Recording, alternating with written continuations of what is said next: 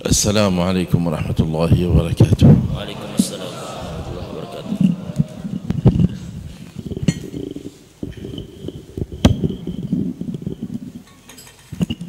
Alhamdulillah, nahmaduhu wa nasta'inuhu wa nastaghfiruh wa na'udzu billahi min shururi anfusina wa sayyiati a'malina. Man yahdihillahu fala mudilla lahu wa man yudlil fala hadiya lahu. Wa nashhadu an la ilaha illallah wahdahu la sharika lahu. ونشهد أن سيدنا محمدا عبده ورسوله وصفيه وخليله اللهم صل وسلم وبارك وكرم على سيدنا محمد وعلى آله الأطهار وعلى أصحابه الأخيار وعلى التابعين لهم بإحسان إلى يوم الوقوف بين يدي الله العزيز الغفار. Alhamdulillah, guru kita Habib Muhammad bin Saleh bin Attas Al-Attas memulai tausiah beliau dengan memuji Allah Subhanahu wa taala dan kita meminta ampun kepada Allah Subhanahu wa taala. Dan ujar beliau, barang siapa yang orang itu diberi petunjuk oleh Allah Subhanahu wa taala, maka tidak ada satupun orang yang mampu untuk menyesatkan dia. Dan apabila seseorang itu sudah disesatkan oleh Allah Subhanahu wa taala, maka tidak ada satupun orang yang mampu memberikan petunjuk kepada orang itu. Dan salawat serta salam senantiasa tercurah kepada Nabi kita Muhammad sallallahu alaihi wasallam, kepada keluarga beliau, para sahabat, serta orang-orang yang rela meneruskan perjuangan beliau sampai kita semua kelak berdiri bertanggung jawab di hadapan Allah Subhanahu wa taala. أما بعد معاشر الحاضرين رحمكم الله اعلموا أن أمثال هذه المحاضر التي لا يسوقكم إليها إلا النيات الصالحة ولا تحضرون فيها إلا رجاء عطاء الله سبحانه وتعالى وفضله سبحانه وتعالى وجوده سوف تحمدون الله تعالى في يوم الوقوف عليه ويوم العرض بين يديه تبارك وتعالى. Ujar beliau, ketahuilah bahwasanya perkumpulan yang ada pada hari ini yang kalian hadiri, yang semua itu, ujar beliau, terjadi karena dengan sebab adanya niat yang baik dari kalian untuk hadir di tempat seperti ini. Maka di tempat seperti ini apabila kalian hadir, maka kelak kalian akan melihat hasilnya di hadapan Allah, dan kalian akan memuji Allah Subhanahu wa taala di hari kiamat karena kalian akan melihat balasan yang Allah berikan kepada kalian dengan sebab berkumpulnya kalian di sini dan niat yang kalian miliki dengan niat yang baik sehingga kalian berkumpul di tempat seperti ini. Katsirun minan nasi lahum majami' wa lahum masamir wa lahum majalis yajlisunaha walakinnahum yandamuna 'alayha fi yaumi liqa'illahi ta'ala. Ujar beliau, banyak juga orang yang berkumpul dengan masa yang begitu besar. Ujar bahasa kita, mereka membuat acara ramai, jadi kita berami-rami. Tetapi perkumpulan yang mereka adakan, keramaian yang mereka buat itu kelak akan melahirkan penyesalan bagi mereka di hari kiamat. والسبب أن أمثال هذه المجالس تستفيدون منها إفادة متعددة أو إفادات متعددة. من هذه الاستفادات ما تستفيدونه ما تسمعون ومما يلقى في أسماعكم ومما يتبين من قبل الحق سبحانه وتعالى في شرعه لكم. قال الله تبارك وتعالى بشر عباد الذين يستمعون القول فيتبعون أحسنه. Dan dalam perkumpulan semacam ini, ujar beliau, banyak sekali keuntungan yang kita bisa dapatkan, banyak fawaid yang kita bisa temukan, keuntungan yang kita dapatkan di majelis ini. Di antara salah satu keuntungan yang kita dapatkan adalah ilmu yang telah kita dengarkan, karena Allah Subhanahu wa taala berfirman, berikan kabar gembira kepada hamba-hambaku yang mau mendengarkan nasihat dan mengikuti nasihat itu. تحمد الله تعالى الذي أسمعكم وأجلسكم وجمعكم على هذا المجمع المبارك. أقوام لا يستطيعون أن يسمعوا هذا الكلام، ولو سمعوا لما استجابوا، كما قال الله تبارك وتعالى في القرآن ولو علم الله فيهم خيرا لأسمعهم ولو أسمعهم لتولوا وهم معرضون. Dan kita memuji Allah, kita patut bersyukur kepada Allah karena pada dasarnya Allah lah yang telah memberikan kita hidayah sehingga kita bisa mendengarkan nasihat ini. Karena pada dasarnya, ujar beliau, bukan kita yang memiliki kemampuan untuk mendengarkan nasihat. Karena ujar Allah, kalau memang di dalam diri mereka terdapat kebaikan, maka niscaya mereka akan mendengarkan. Andai pun mereka mendengarkan nasihat itu, maka mereka pasti akan berpaling. Jadi sebenarnya yang membuat kita mampu mendengarkan nasihat dan mampu menerima nasihat itu adalah Allah. Kalau bukan karena pertolongan Allah, maka seseorang tidak akan mungkin datang untuk mendengarkan nasihat, atau dia datang tetapi nasihat itu tidak bermanfaat baginya karena dia akan berpaling dari nasihat yang diberikan itu. ثاني من الفوائد أنكم تذكرون الله وتنصرفون من مجمعكم هذا واجتماع الملائكة عليكم حلقا حلقا فتكونون مذكورين عند الله في الملأ الأعلى في محضر الملائكة خير من مجمعكم هذا. Dan keuntungan kedua yang kalian dapatkan dari majelis semacam ini adalah ketika kalian berkumpul di sini, maka tentu di dalam perkumpulan ini kalian akan berzikir dan mengingat Allah Subhanahu wa taala. Sudah tadi kita lihat kita berzikir kepada Allah, menyebut nama Allah. Maka ketahuilah ketika kalian berzikir kepada Allah ini, maka kalian tidak akan pulang dari tempat ini. Kalian mesti ketahui bahwa di atas sana, di langit sana, malaikat sedang berkumpul, membuat kelompok-kelompok yang nama kalian disebut-sebut di sana. Karena orang yang menyebut nama Allah di dunia, maka namanya pun akan disebut-sebut oleh malaikat di atas sana di perkumpulan yang jauh lebih besar dan lebih megah dari perkumpulan kita ini. ثم في آخر ما تنتهون من مجلسكم هذا ينادي منادي الإسعاد للحاضرين المجتمعين أن قوموا مغفورا لكم قد بدلت سيئاتكم حسنات. Dan keuntungan yang juga didapatkan oleh orang yang hadir di majelis ini, ketika kalian nanti pergi dari tempat ini, ketika kalian selesai dari majelis ini, kalian pulang, maka akan ada malaikat yang menyeru, pulanglah kalian dalam keadaan dosa kalian diampuni oleh Allah Subhanahu wa taala, dan semua kesalahan yang telah kalian lakukan di masa lalu telah Allah ganti kesalahan itu dengan kebaikan-kebaikan. Nah, itulah keuntungan yang didapatkan oleh orang-orang yang hadir di majelis seperti ini. وتنزلات الرحمات التي بين رسول الله صلى الله عليه وسلم في الجالسين في مجالس الذكر تتنزل عليهم السكينة وتغشاهم الرحمة وتحفهم الملائكة ويذكرهم الله في من عنده. هذه الرحمات تفيض عليكم وكذلك يفيض بها مولاكم على من في أصلابكم. لربما أن من حضر في أصلابه من ذريته الذين سوف يأتون يستفيدون وينتفعون من أمثال هذه المجالس المباركة. Dan ujar beliau, keuntungan yang juga didapatkan di majelis seperti ini adalah Allah Subhanahu wa taala pasti akan menaungi kita semua dengan rahmatnya, dan Allah akan membanggakan kita kepada para malaikat-malaikat Allah. Allah akan banggakan kita firman indah kepada siapapun yang ada di sisi Allah. Jadi ketika kita menyebut nama Allah, Allah pun akan membanggakan kita. Kita menyebut nama Allah, Allah pun sebut nama kita. Tetapi ujar beliau yang lebih dari itu, ketika Allah turunkan rahmatnya kepada kita semua, tidak berhenti sampai di situ.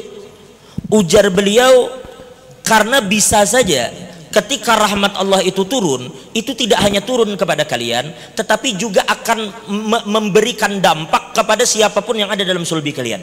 Karena boleh jadi orang yang hadir pada hari ini ada di antaranya perempuan hamil, atau ada seseorang yang di dalam sulbinya kelak akan lahir keturunan-keturunan, maka mereka pun akan mendapatkan bagian dari rahmat Allah Subhanahu wa taala dengan sebab hadirnya kalian di tempat ini. Maka siapapun yang ada di dalam sulbi kalian akan mendapatkan hasil dari apa yang kalian lakukan pada hari ini. Wa idza tadhakkarna wa iyyakum bi hadhihi al-lailah al-mubarakah ma akramana Allah ta'ala wa akramakum an madda lana fil a'mar hatta balagna ila hadha ash-shahr al-mubarak shahr Rajab. شهر رجب الأصب تصب فيه الرحمات، شهر رجب الذي تترجب فيه الأعمال الصاعدة إلى الله تبارك وتعالى، شهر رجب الأصم الذي لا يسمع فيه قرع السيوف تعظيما لله تبارك وتعالى وتعظيما لهذا الشهر العظيم. Segala puji ujar beliau kepada Allah yang telah memberikan kita umur yang panjang sehingga kemudian kita bisa bertemu dengan bulan Rajab ini yang disebut dengan Rajabul Asham. Bulan Rajab yang di sini dicucurkan segala macam nikmat yang besar dari Allah Subhanahu wa taala. Dan ujar beliau, di bulan ini kenapa disebut Rajab ini dengan Rajabul Asham? Asham itu artinya tuli. Karena di bulan ini, ujar beliau, dulu orang-orang kafir pun bahkan mereka tidak akan berperang di bulan Rajab. Artinya di bulan Rajab itu tidak didengar suara pedang, karena tidak ada pertempuran di bulan itu, sehingga disebutlah dengan Rajabul Asham. Nah, di bulan ini Allah Subhanahu wa taala menurunkan rahmat yang begitu banyak kepada kita semua. Wa idza tadhakkarna fi hadha ash-shahr ma jada Allah wa an'ama bihi min mu'jizatihi al-'azimah al-karimah allati takarrama biha ala sayyidina Muhammad. Jika kita teringat bulan ini, jika kita mengingat bulan Rajab, maka kita juga akan teringat dengan nikmat besar yang Allah berikan dengan apa yang terjadi pada diri Nabi kita Muhammad SAW, yaitu peristiwa besar Isra Mi'raj yang terjadi di bulan ini. Waqad qassa Allah tabaraka wa ta'ala ala sayyidina Muhammad akhbar al-anbiya as-sabiqin wa bayyana lahu tabaraka wa ta'ala min ahwalihim ومن نصره سبحانه وتعالى لهم وبين في شان ذلك أنه إنما بيان ذلك وتلك الأنباء التي بينها الله سبحانه وتعالى ليثبت بها فؤاد سيدنا محمد. فنحن عندما نتذكر ما أكرم الله به سيدنا محمد ونحن أمته لا شك أن ذاك يزيدنا تثبيتا وقوة وتعظيما لله تبارك وتعالى واقتباطا بفضل الله الذي أكرمنا به وهو سيدنا محمد صلى الله عليه وسلم. Ujar beliau, dulu Allah sering sekali menceritakan cerita tentang para nabi-nabi dahulu kepada Nabi kita Muhammad SAW. Begitu banyak Allah menceritakan di dalam Al-Quran cerita tentang para nabi dan rasul terdahulu kepada Nabi Muhammad, yang tidak lain, ujar beliau, tujuan Allah menceritakan cerita itu adalah untuk memberikan keteguhan di hati Nabi kita Muhammad dan juga menunjukkan bahwa Allah senantiasa menolong mereka. Allah selalu menolong para nabi dan para rasulnya, dan Allah pun akan ingin memberikan keteguhan di hati Nabi kita Muhammad. Maka ujar beliau, tidak kita pungkiri, tidak kita ragukan lagi bahwa ketika Allah pun menceritakan cerita tentang Nabi Muhammad kepada kita, maka tujuan diceritakannya cerita Nabi Muhammad itu adalah untuk memberikan dan menguatkan hati kita, untuk memberikan keteguhan di hati kita bagaimana kebesaran Allah, dan agar kita semua memiliki kemantapan hati untuk selalu mengaitkan diri dengan nikmat terbesar, dengan karunia besar yang Allah berikan kepada kita, yaitu Nabi Muhammad. Maka kesimpulannya, ujar beliau, di antara sebab Allah menceritakan tentang Nabi Muhammad ke kita adalah untuk memantapkan hati kita dan untuk membuat kita semakin yakin agar kita selalu mengikatkan diri, mengaitkan diri kepada karunia Allah yang besar itu, yaitu Nabi kita Muhammad sallallahu alaihi wasallam. والمعجزات جعلها الله تبارك وتعالى منه تأييدا لرسله، ونحن معجزات سيدنا محمد أيده سبحانه وتعالى بها ونصره الله سبحانه وتعالى بها، بل وأكرمه الله تبارك وتعالى أن بين له وأطلعه على آيات عظيمة ونعم كثيرة تبينت لسيدنا محمد، بل ولقاء بحضرة الله تبارك وتعالى وإكرام الله سبحانه وتعالى له في هذه المعجزة وفي ليلة الإسراء والمعراج. فهذا ما يكون عند المؤمن اغتباط به وارتباط وقوة ارتباط بنبيه صلوات الله وسلامه عليه.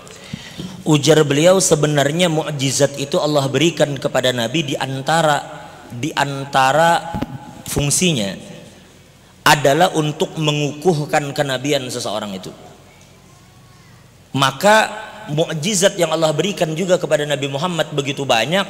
Di antaranya Allah memberitahukan kepada Nabi tentang sebagian besar tanda-tanda kebesaran Allah, tanda-tanda ayat-ayat Allah Subhanahu wa taala. Dan di antara ayat terbesar, tanda terbesar itu adalah manakala Allah memberikan mukjizat kepada Nabi perjumpaan dengan Allah Subhanahu wa taala yang terjadi di bulan ini. Maka ujar beliau, mestinya semua mukjizat yang terjadi itu akan semakin memantapkan hati kita dan menguatkan hati kita untuk selalu memiliki kaitan dengan Nabi Muhammad sallallahu alaihi wasallam. Na'lamu anna Rasulullah sallallahu alaihi wasallam uzi وعودي واشتد الأذى عليه بعد موت عم أبو طالب فلما اشتد عليه الأذى وهو مبلغ لرسالات الله ولما يوحي الله سبحانه وتعالى إليه يا أيها النبي بلغ ما أوحي إليك من ربك وإن لم تفعل فما بلغت رسالته والله يعصمك من الناس كان يبلغ صلى الله عليه وسلم ولكن الأذى اشتد على رسول الله وصارت قريش تتنوع أذاها يتلون عداها لرسول الله فرسول الله كان يعرض نفسه على الوافدين إلى الحج من القبائل عل أن أحد ينصره ثم ذهب إلى الطائف وعرض عليهم أن ينصروه فردوه بل ورموه بالحجارة فكان إعادة رسول الله ورجوع رسول الله من الطائف وهو منكسر القلب فكانت هذه المعجزة معجزة الإسراء والمعراج جبرا لقلبه صلى الله عليه وسلم وبارك عليه وعلى آله. Dan ujar beliau seperti yang kita ketahui bahwa Nabi kita Muhammad ini dulu sering sekali disakiti dan dimusuhi, dan permusuhan itu semakin menjadi-jadi ketika paman beliau Abu Thalib wafat.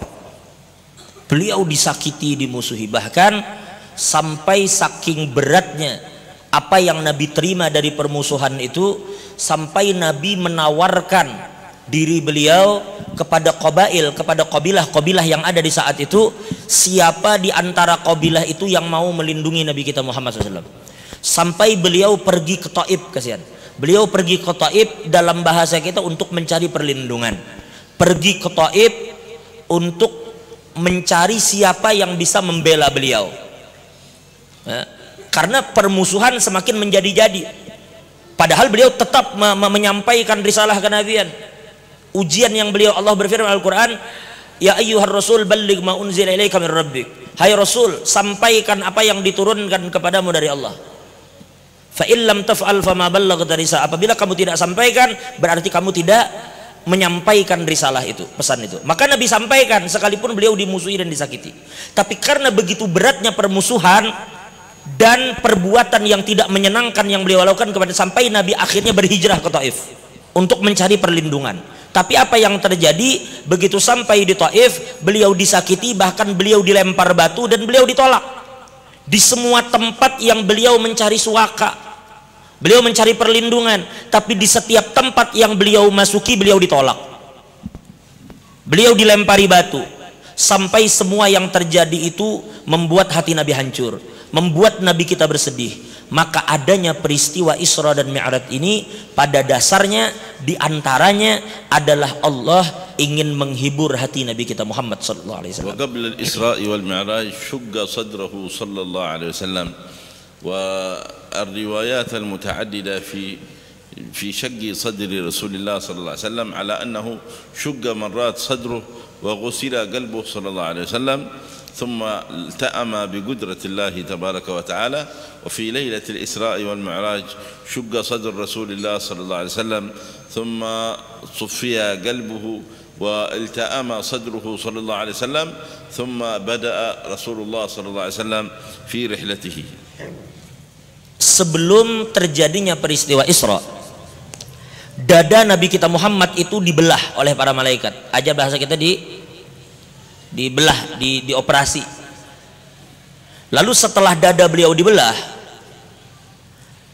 itu ujar sebagian ulama terdapat beberapa riwayat yang mengatakan terjadinya pembedahan dada Nabi Muhammad itu terjadi berkali-kali. Terjadi berkali-kali, tidak hanya sekali ketika Isra Mi'raj.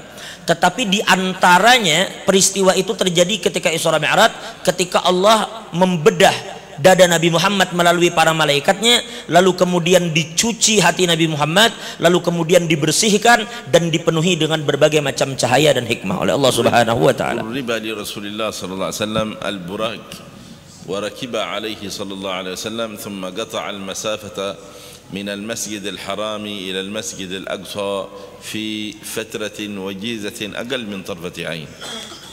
Dan di antara kemudian keistimewaan yang diberikan kepada Nabi ketika itu adalah Allah memberikan kepada Nabi kendaraan yang tidak pernah diberikan kepada siapapun, yaitu buraq.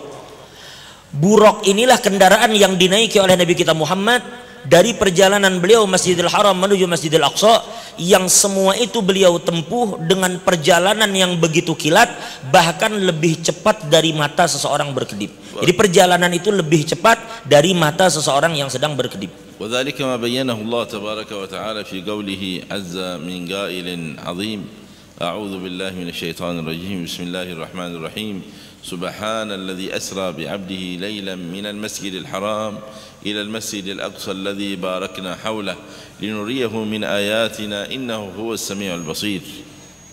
Dan semua itu juga dijelaskan di dalam firman Allah, Subhanalladzi asra bi'abdihi lailan minal masjidil haram ilal masjidil aqsa alladzi barakna haulahu linuriyahu min ayatina innahu was-sami'ul basir.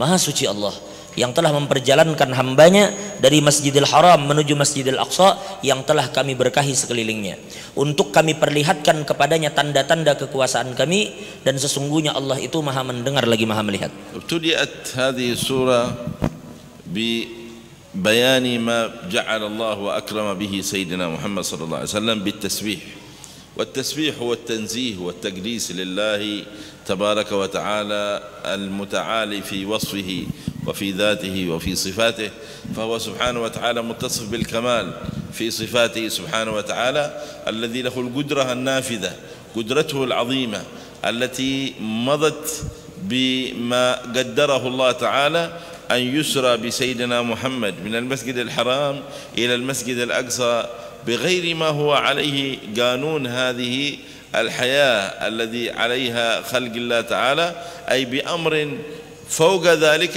بتقدير من الله تبارك وتعالى أن يكون الإسراء في هذا الوقت اليسير تعظيما من الله تبارك وتعالى وإظهارا مظهر التكريم لنبيه صلى الله عليه وسلم. Jadi ayat itu yang dibaca tadi, ujar beliau, dimulai dengan kalimat tasbih subhanalladzi asra. Yang kalimat tasbih itu digunakan litanzih, untuk mensucikan Allah dari segala macam sifat-sifat yang buruk. Artinya menunjukkan betapa tingginya Allah, maha suci Allah dengan segala sifat dan zatnya. Maka Allah subhanahu wa ta'ala menjelaskan bahwa perjalanan itu sebenarnya terjadi dengan kudrat Allah, dengan keinginan Allah dan kemampuan Allah untuk memperjalankan nabinya.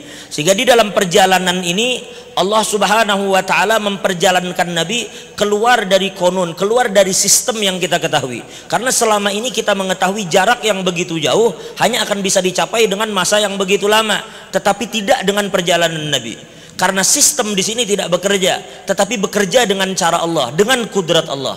Sehingga kemudian Nabi Muhammad mampu melakukan perjalanan itu dengan begitu cepat, yang semua itu sebenarnya menunjukkan betapa besarnya kekuatan Allah Subhanahu wa taala, dan juga menjelaskan kepada kita bagaimana Allah memuliakan Nabi kita Muhammad sallallahu alaihi wasallam. ثم أتي لرسول الله بالمعراج وعرج برسول الله إلى السماوات السبع وفي كل سماء كان يستطرق أبوابها فيقال من؟ يقول جبريل ومعي محمد، فيرحبون برسول الله صلى الله عليه وسلم ويستقبلونه بالتبجيل والتكريم، تفتح له أبواب السماوات ويصعد صلى الله عليه وسلم وبارك عليه وعلى آله، لأن الله أذن له بالارتفاع والارتقاء والاعتلاء. Dan ketika juga Nabi Muhammad diberikan Allah keistimewaan berupa Mi'raj, yaitu perjalanan beliau menembus langit yang 7. Di perjalanan itu, di 7 langit yang beliau lewati, setiap langit itu ada penjaganya, dan setiap pintu itu diketuk, maka mereka akan bertanya, siapa yang mengetuk pintu ini? Maka dijawab, ujar Jibril, aku yang mengetuk pintu ini. Maka mereka bertanya, dengan siapa engkau datang wahai Jibril? Maka Jibril mengatakan, aku datang bersama Muhammad. Maka setiap penjaga langit itu akan mengucapkan selamat datang kepada Nabi kita Muhammad, dan akan memuliakan kedatangan Nabi Muhammad SAW. Mereka akan bergembira, mereka akan memuliakan kedatangan Nabi kita Muhammad, karena sesungguhnya kedatangan Nabi Muhammad ini adalah karunia Allah yang memang menginginkan Nabi untuk naik ke hadrat Allah Subhanahu wa taala, menembus langit yang 7 tadi. ثم طيف برسول الله في الجنة ورأى عليه الصلاة والسلام ما أعد الله للمؤمنين الصالحين المقبلين على الله الراغبين من النعيم المقيم وبهذا فقد بين لنا صلى الله عليه وسلم وقد رغبنا في جنة الله وقال لنا ألا إن سلعة الله غالية ألا إن سلعة الله هي الجنة وحثنا على أن نكون من أهل الجنة فيا أهل الإيمان هذا رسول الله صلى الله عليه وسلم يخبرنا عن الجنة عن حقائق هو رآها ونعيم هو قد تبين له صلى الله عليه وسلم ببيان المعرفة الكاملة. Jadi beliau juga diberikan Allah kesempatan bagi Nabi Muhammad untuk berkeliling surga, yang beliau di sana melihat kenikmatan-kenikmatan yang Allah persiapkan bagi orang-orang yang beriman dan bertakwa kepada Allah. Sampai-sampai Nabi Muhammad memberikan kita motivasi untuk mengejar surga itu. Artinya Nabi katakan, sampai dikatakan kejarlah karunia Allah. Apa karunia Allah itu? Yaitu surganya Allah SWT. Ketika Nabi menjelaskan surga dan memotivasi kita, itu Nabi memberi motivasi bukan kepada sesuatu yang beliau tidak lihat, tetapi memberikan motivasi agar kita masuk ke dalam satu kenikmatan yang beliau melihat sendiri kenikmatan itu, yang beliau mengerti bagaimana kenikmatan itu, sehingga beliau mendorong kita agar kita semua mendapatkan kenikmatan itu, yaitu surganya Allah yang beliau lihat sendiri kenikmatan surga itu dengan izin Allah Subhanahu wa taala. Wa tafa fin nar wara ma 'adda Allah 'azza wa jalla lil kuffar والفجار والعاصين والفاسقين الذين لا يستجيبون لأمر الله ولا يمضون على هدي الله تبارك وتعالى فحذر غاية التحذير وبين كأكمل البيان في شأن هذا العذاب الشديد الذي ينبغي للمؤمن أن يكون حذرا وأن يكون على انتباه منه وأن يكون على اجتناب الله فأبواب الشر كلها سدها علينا وبين صلى الله عليه وسلم أسبابها وحذرنا صلى الله عليه وسلم من اقترابها. Dan juga Nabi Muhammad Allah berikan kesempatan untuk melihat bagaimana neraka, dan Nabi juga menjelaskan bahwa di neraka itu adalah tempat yang Allah persiapkan bagi orang-orang yang kufar, ingkar kepada Allah Subhanahu wa taala, kemudian mereka bermaksiat, kemudian mereka berbuat fasik, kemudian mereka melanggar apa yang Allah perintahkan dan berani menjerumuskan dirinya kepada apa yang diharamkan oleh Allah Subhanahu wa taala. Maka Nabi memperingatkan kita dengan peringatan yang begitu keras, sehingga agar kita tidak memasuki neraka itu. Karena kemudian ujar beliau, Nabi bahkan tidak hanya menjelaskan tentang beratnya dan kerasnya siksa neraka, tetapi Nabi juga menjelaskan tentang asbab, menjelaskan perkara-perkara yang boleh jadi kemungkinan besar akan menyebabkan seseorang terjerumus ke dalam nerakanya Allah Subhanahu wa taala. Itu semua dijelaskan oleh Nabi kita Muhammad SAW. Fara'a aqwaman turdakhu ru'usuhum bil hijarah kullama rudikhat ru'usuhum a'adaha Allah taala thumma rudikhat فأعادها الله تعالى ورضخت وهكذا ترضخ رؤوسهم ثم يعيدها الله تعالى. قال يا جبريل من هؤلاء يا أخي يا جبريل؟ قال هؤلاء الذين تتثاقل رؤوسهم عن صلاة الفجر والعشاء. Bahkan ujar beliau, Nabi Muhammad melihat ada sekelompok orang yang mereka itu kepalanya, kalau bahasa kita, ditekan, lalu kemudian dilemparkan batu yang besar. Turdah itu ya bahasa kita ditutuk lah, ditutuk itu ditumbuk, kepalanya itu ditumbuk, dilemparkan menggunakan batu besar sampai kepalanya pecah, terhambur apa yang ada di dalam kepalanya. Lalu kemudian kepala itu dikembalikan, kemudian ditumbuk lagi, kemudian kepala itu dikembalikan, kemudian dipecahkan lagi. Lalu Nabi bertanya, ujar Nabi, wahai Jibril, siapa mereka? Kenapa mereka kepalanya dipecahkan, dikembalikan, dipecahkan, dikembalikan? Lalu kemudian dijawab oleh Jibril, wahai Muhammad, itu adalah orang-orang yang selama di dunia berat kepala mereka untuk bersujud di hadapan Allah, berat kepala mereka untuk melaksanakan salat, dan beliau menjelaskan di antaranya adalah orang yang kepalanya berat untuk bersujud kepada Allah, salat di waktu subuh dan di waktu isya.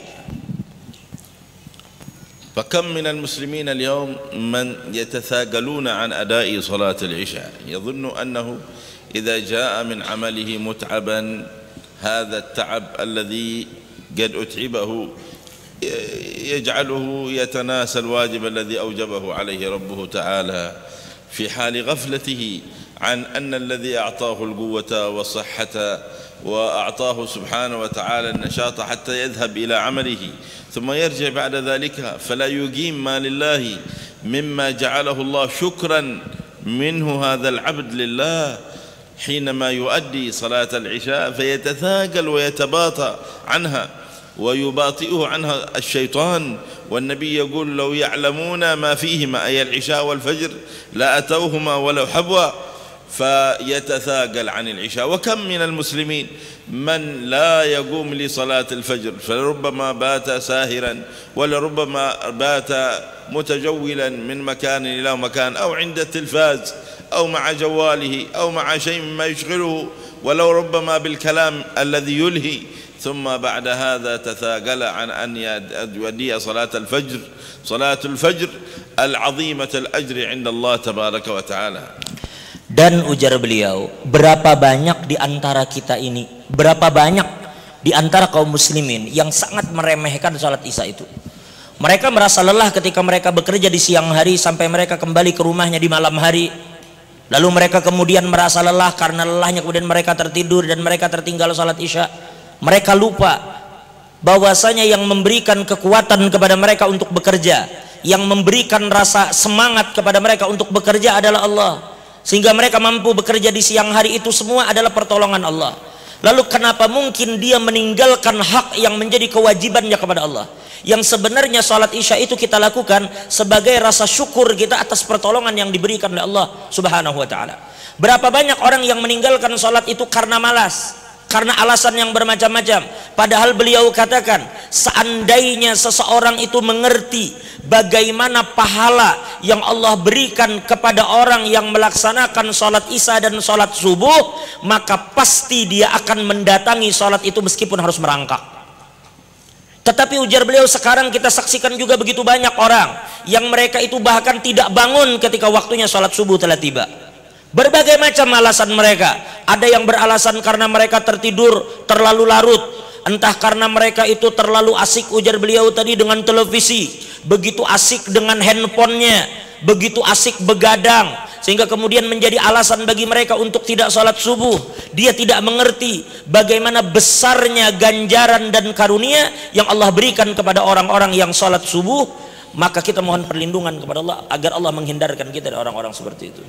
بل قال بعض العلماء مما جعل الله من حماية المسلم المحافظ على صلاة العشاء في جماعة وصلاة الفجر في جماعة من هذا الفيروس الذي يخوفون ويهولون ويشددون على المسلمين في شان أنه سوف يأتي أو أنه قاتل أو غير ذلك.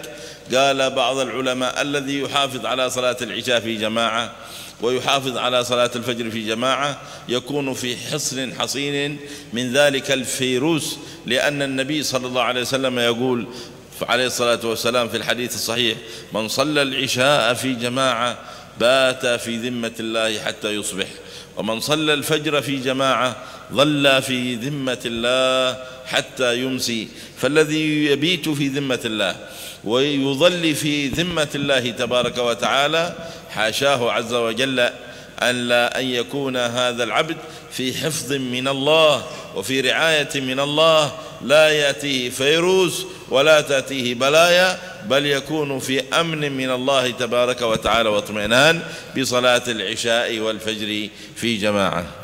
Dan ujar beliau ini, perhatikan baik-baik. Sekarang kita saksikan, ujar beliau, ada fenomena yang membuat sebagian orang takut, yaitu virus yang saat ini mewabah di berbagai macam negeri. Yang virus itu, ujar beliau, ada orang yang begitu ketakutan karena mereka mengira bahwa virus ini kelak akan membunuh mereka, akan membuat mereka mati. Akhir dari virus itu yang membuat mereka, akan menyebabkan mereka mati. Maka ketahuilah, ujar beliau, ulama mengatakan bahwa salah satu benteng yang paling kokoh yang akan membentengi seseorang dari virus itu adalah dengan melaksanakan sholat isya dan subuh berjamaah. Kenapa? Karena Nabi yang bersabda dalam sebuah hadis yang sahih. Jadi perhatikan ini baik-baik. Nabi berjanji, Nabi bersabda dalam hadis yang sahih, ujar Nabi, barang siapa yang melaksanakan sholat isya secara berjamaah, maka ketika dia tidur di malam itu, maka dia akan tidur di dalam perlindungan Allah Subhanahu wa ta'ala. Dia berada dalam perlindungan Allah. Bagaimana mungkin seseorang ragu ketika dia berada dalam perlindungan Allah? Begitu juga Nabi katakan, barang siapa yang melaksanakan salat subuh berjamaah, maka dia akan menjalani siang hari itu di dalam perlindungan yang kokoh dari Allah Subhanahu wa taala. Nah, ujar beliau, apabila seseorang sudah berada dalam perlindungan Allah, Allah yang menjamin melalui lisan Nabi Muhammad. Bila orang sholat isya berjamaah, sholat subuh berjamaah, maka sepanjang malam dan sepanjang siang dia berada dalam benteng dan perlindungan Allah. Maka ujar beliau, tidak ada satupun virus, tidak ada satupun bala yang akan menembus seseorang apabila seseorang itu telah ternaungi di dalam perlindungan Allah Subhanahu wa taala. Ma'asyiral mu'minin wal mu'minat رحمكم الله، أي من الأسباب إذا قالوا وإذا نحن عملنا بتلك الأسباب لتدفع عنا هذه الفيروسات وهذه الأمراض والبلايا والأسقام والفتن، فإنها لا تدفع إلا بأمر الله. والحقيقة أن الذي يدفع هو الله سبحانه وتعالى، حيث يقول الله تعالى في القرآن: إن الله يدافع عن الذين آمنوا، وفي قراءة إن الله يدفع عن الذين آمنوا. الله الذي يدفع، الله الذي يمنع، الله الذي يحمي المؤمن إذا صار محتميا بإيمانه بربه تبارك وتعالى. فقوا أزوركم وشدوا من وجهتكم إلى ربكم وتعتضدوا في شان قوة إيمانكم بالله تبارك وتعالى. فالله تبارك وتعالى هو الذي يدفع وهو الذي ينفع، وغيره سبحانه وتعالى وإن أقمنا الأسباب لكنه سبحانه وتعالى بعد أمره يكون المنع ويكون الحفظ منه سبحانه وتعالى. ولو أقيمت ولو تهتكت الأسباب كلها والله سبحانه وتعالى حفظ، فإنها لا يمكن أن تتعدى إلى الإنسان بعد حفظ الله أيا من المخاوف، أيا من الأمراض، أيا من الأسقام، بل يكون في أمن الله تبارك وتعالى. Ujar beliau, sekarang kita memperhatikan para ahli mengatakan, para pakar mengatakan banyak sekali di antara hal-hal yang mungkin bisa menjaga dan melindungi seseorang dari virus itu. Sesuatu yang mungkin bisa menghindarkan seseorang sehingga dia tidak tertular virus-virus yang menakutkan itu. Tetapi pada hakikatnya, ujar beliau, tidak ada sesuatu pun yang mampu menghindarkan kalian dari virus itu kecuali Allah. Apapun wasilahnya, apapun medianya, tidak ada satupun di muka bumi ini yang mampu menghindarkan kalian dari virus itu kecuali Allah. Maka ujar beliau, Allah berfirman dalam sebuah qiraat dikatakan bahwasanya Allah lah yang akan melindungi orang-orang yang beriman. Dengan apa Allah melindungi? Biquwati imanihim, dengan kekuatan iman mereka kepada Allah. Maka ujar beliau, tugas kalian saat ini adalah pertebal keimanan kalian kepada Allah, perkuat kesungguhan kalian di dalam menghadap Allah, di dalam beribadah kepada Allah Subhanahu wa taala. Karena pada hakikatnya, ujar beliau, hanya Allah yang bisa menolong, hanya Allah yang memberi manfaat, dan hanya Allah yang akan menghindarkan kalian dari segala macam mara bahaya. Seandainya pun, ujar beliau, seandainya pun segala macam yang dikatakan orang itu, perbuat ini, perbuat itu, seandainya pun semua itu tidak kalian lakukan, tetapi Allah ingin melindungi kalian, maka kalian akan terlindungi dengan perlindungan Allah Subhanahu wa taala.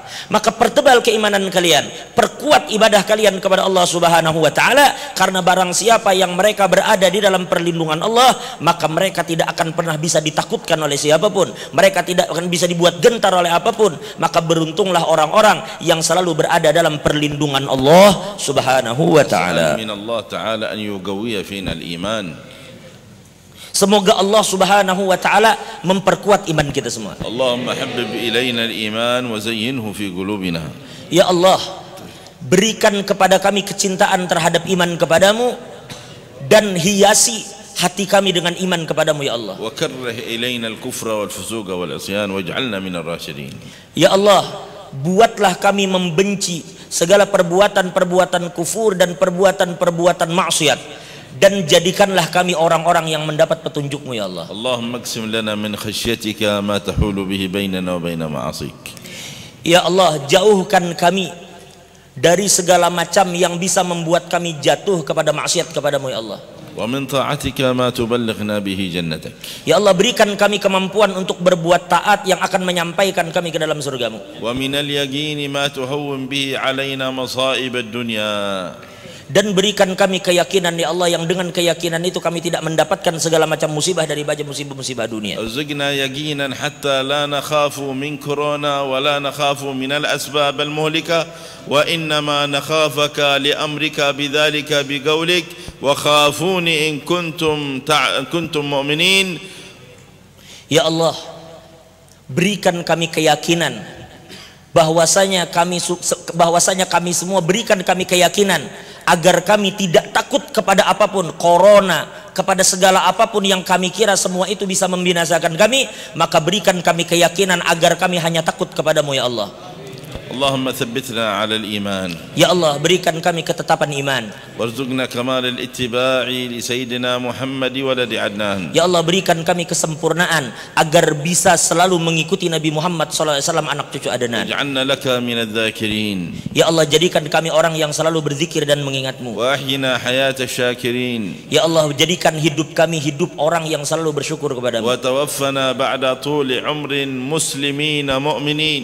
Ya Allah, apabila Engkau matikan kami, maka matikanlah kami setelah umur kami panjang dalam keadaan beriman kepada-Mu ya Allah. جعلنا من الصالحين والحقنا بالسابقين من عبادك الصالحين. Ya Allah, jadikanlah kami orang-orang yang saleh dan kumpulkan nanti kami bersama para pendahulu-pendahulu kami yang saleh. بارك في هذا المجلس المبارك. Ya Allah, berkahilah majelis ini في الحاضرين فيه. dan kepada siapapun yang hadir di majelis ini, واغفر لمن ذكرت أسماءهم في هذا المجلس المبارك. dan berikan ampunan kepada siapapun yang namanya disebutkan di majelis ini, من العلماء والصلحاء والأولياء والمشايخ أجمعين ووالدينا وأمهاتنا. dan ampunilah semua yang disebutkan namanya, baik dari para aulia, baik para ulama, baik para salihin, dan juga orang tua dan datuk-datuk kami, ampuni mereka ya Allah.